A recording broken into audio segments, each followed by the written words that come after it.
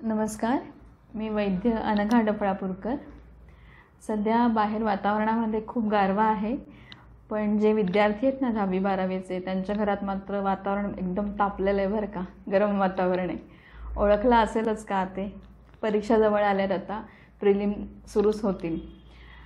आपण आपल्या पाल्याची खूप काळजी घेत होतो गेल्या वर्षभर आणि वेगवेगळ्या प्रकारच्या त्यांच्या IQ, EQ अशा बऱ्याच वेगवेगळ्या प्रकारच्या आपण टेस्ट पण करून घेतल्या की त्यांचा कल कुठे आहे, त्यांचा इंटेलिजंट कोशंट काय आहे, त्यांना कुठल्या भावनांनी त्यांना आनंदित होतात, कुठल्या भावनांमुळे कुठल्या प्रसंगांमुळे ते दुःखी होतात, हे सगळं जाणून घ्यायचा आपण प्रयत्न केला।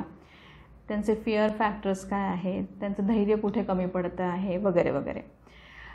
त्याच्यामधनं असं एक सतत जाणवत होतं की हे जरी आपण करून घेतलं तरी त्यासाठीची जी काही उपाययोजना असते किंवा एखाद्याला काही कमतरता असेल की परीक्षा म्हटली की टेन्शन येतं किंवा स्थिरता नसते अभ्यास करताना, हुशार खूप आहे पण रिप्रोड्यूस जे करायला लागतं परीक्षेमध्ये ते करता येत नाही, किंवा सतत कुठली तरी भीती असते, या कॉम्पिटिटिव्ह टेस्टची एक भीती असते। तर अशा सगळ्या गोष्टी आपण जाणून घेतो, पण त्याला उपचार करताना आपण कुठले फॅक्टर गृहीत धरतो, त्यामध्ये आयुर्वेद काय सांगू शकतो या अर्थाने जेव्हा मी विचार केला तेव्हा एक प्रश्नावली तयार केली आहे की ज्याच्यामध्ये मुलांची मानसिकता सध्या अभ्यासाविषयी, आपण एका स्पेसिफिक विषयासंदर्भात बोलतो आहोत की अभ्यासाविषयी त्यांची आत्ताची मानसिकता काय आहे हे जर आपण आयुर्वेदाच्या दृष्टिकोनातून जाणून घेतलं आणि त्या दृष्टिकोनातूनच या सगळ्या मानसिकतेचा त्यांच्या शरीरावरती काय परिणाम होतोय आणि शारीरिक क्षमतांचा त्यांच्या मानसिकतेवरती काय परिणाम होतोय हे जर जाणून घेतलं आणि त्यासाठी जिथे कमतरता आहे तिथे शरीराला कुठे कमतरता आहे ती भरून काढणं। उदाहरणार्थ जर का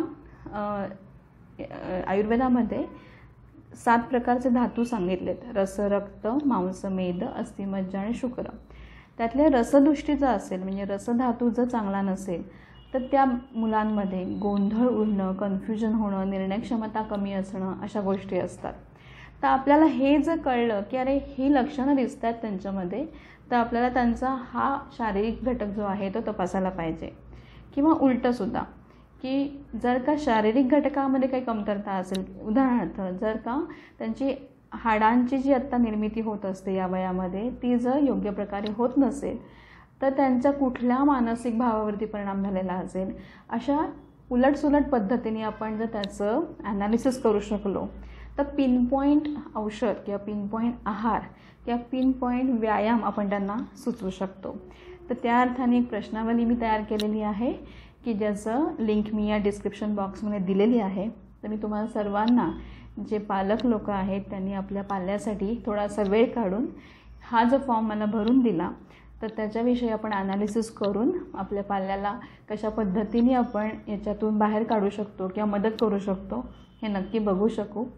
तर मी आत्ता ज्या पद्धतीने सांगितलं त्या पद्धतीवर आधारित ते प्रश्न आहेत ते तुम्ही सोडवा आणि त्याविषयी तुम्हाला जर काही शंका असतील, त्याविषयी डिस्कशन करायचं असेल तर आपण नक्की फेस टू फेस बोलू शकू। आत्ता ह्याच्यामध्ये कुठल्याही प्रकारचं नोंदणी शुल्क नाही, तर त्या अर्थाने आपण ॲज अ टीम म्हणून, तुम्ही पालक आणि मी त्यातलं थोडंसं ॲनालिसिस करू शकणारी व्यक्ती अशी टीम म्हणून आपण त्याच्यावरती काम करूयात। आत्ता मी इथेच थांबते। माझा फोन नंबर खाली दिलेला आहे आणि ती लिंक डिस्क्रिप्शन बॉक्समध्ये दिलेली आहे, त्याचा आपण नक्की फायदा घ्यावा। नमस्कार।